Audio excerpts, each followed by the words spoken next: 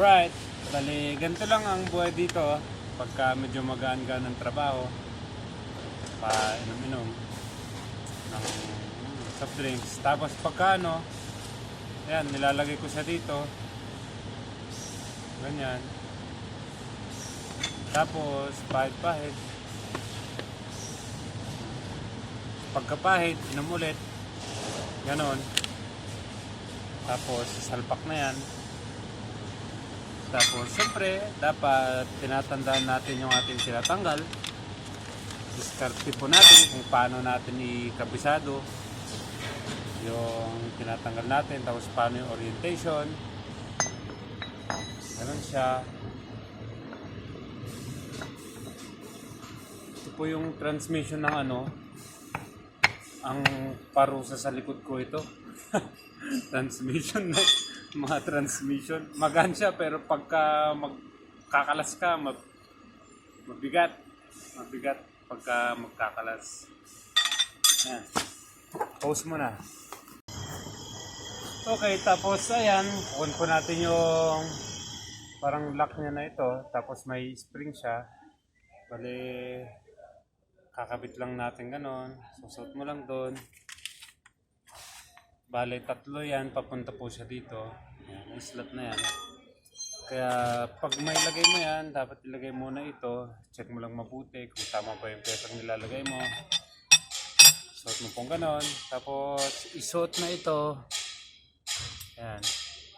Pagka para hindi masakit, inom ka muna. Ganon. Tapos lagay mo ng langis para madali siyang pumasok. Ayan. Madulas.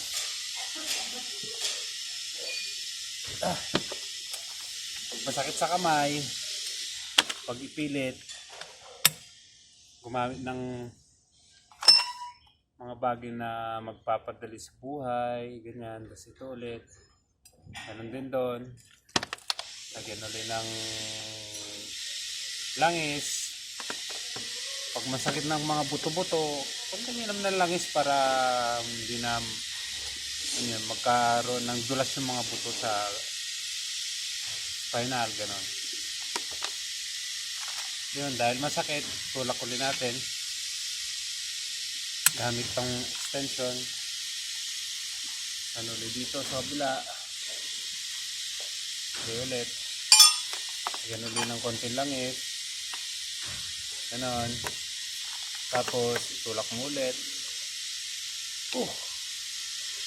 Pag matigas, ayos lang ng konti. Ayan, pasok na siya. Tapos, pag nilagay na yun, ilagay natin yung ating synchronizer. Siyempre, bago mo ilagay yung synchronizer, lagyan mo ulit ng langis. Yan. Para pre-oil na, yan po ata tinatawag nila pre-oil. Kasi pag unang andar, kasi maglalagay naman po tayo ng langis bago sa paandarin. Pero, mas mainam na yung bago sa umandar, basa na siya ng langis. Kasi pag ginargahan po natin ng langis ito, hindi pa naman po siya iikot. Yung langis, hindi pa magsusupply ka agad-agad. So at least, basa na siya ng gear oil. Yan. Pag nailagay na yung synchronizer, hatakin konti. Yun. So nag-lock na po siya. Tapos ilagay na yung synchronizer flat body. Yan. Wala na pong ayos to. Basta ilagay mo lang na ganyan. Ikot-ikot konti. Yan. Yan po siya. Huwag po kalimutan yung spring. Pag nakalimutan yung spring, problema. So pagtapos po niyan, nilagay na po natin yung gear number 4. At kunin muna natin. Alright, so ito na po yung ating gear number 4. Ito na po siya. Ito, susuot siya dito. So, lang muna, bago yan. Huwag kalimutan kung ang ilagay. Lagyan mo ng ganon.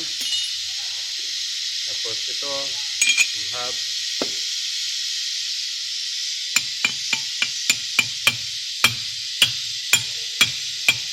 May technique ito para madali siyang ilagay kaso wala tayong gamit para doon.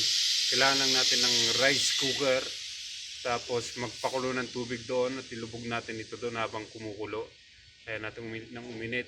Pag mainit na siya, i-shoot na natin siya madali lang, suwabing-suwabe. Kaso wala tayong rice cooker dito. So, muna ng ganito. At ito, kung gusto mong mas magadali ang buhay, kuha ka ng mas malaking maso. Tapos, ganyan.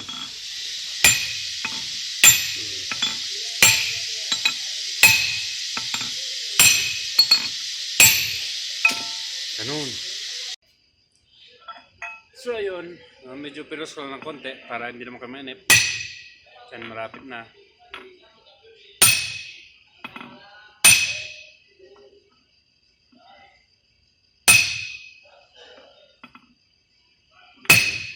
Ganun po ang buhay ng ano dito.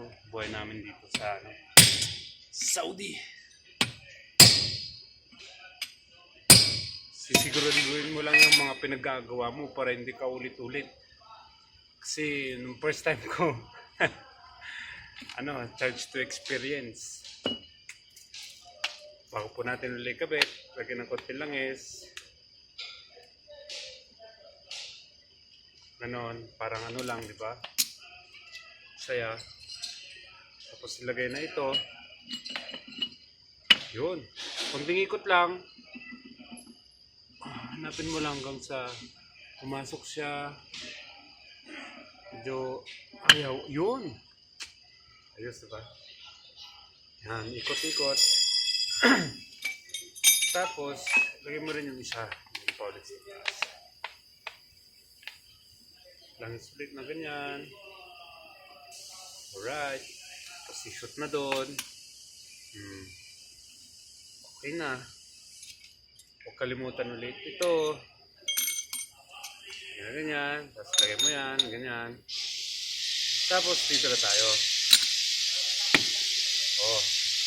Para mas mapadali ang buhay, dalawang maso ulit. Papok mo lang na ganyan. Kunin mo yung mas malaki. Pukpukin mong ganon.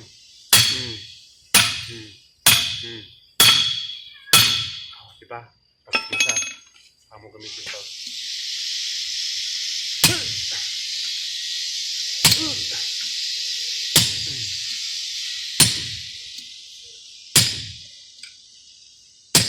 Alright.